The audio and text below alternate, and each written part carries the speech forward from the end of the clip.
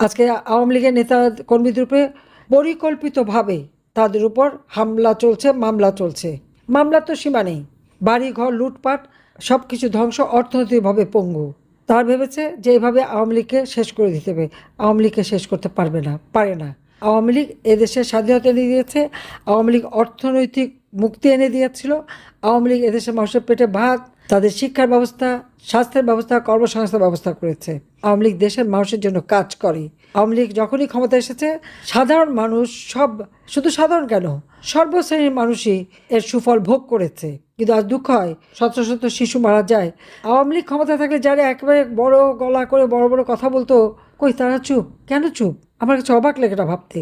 ঠিক আছে, তারা চুপ থাকুক, কিন্তু আওয়ামী লীগের নেতা কর্মীরা বা জাতির পিতার আদর্শে বিশ্বাসী যারা, আমাদের তরুণ সমাজ, ছাত্র সমাজ, যুব সমাজ, আজকে সবাই জেগেছে। সারা কৃষক, শ্রমিক, মেহনতি মানুষ জেগেছে। তাদের সবাইকে নিয়ে আমাদের আবার সেই গৌরব ফিরিয়ে আনতে হবে।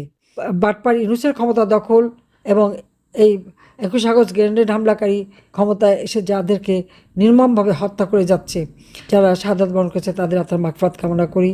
আহতদের দ্রুত আরোগ্য কামনা করি। স্বজনহারা বেদনা নিয়ে যারা বেঁচে আছে, তাদের প্রতি আমার সহমর্মিতা জানিয়ে আমার বক্তব্য শেষ করছি। ইনশাল্লাহ জনতার জয় হবেই হবে। জয় বাংলা, জয় বঙ্গবন্ধু। খোদা হাফিজ।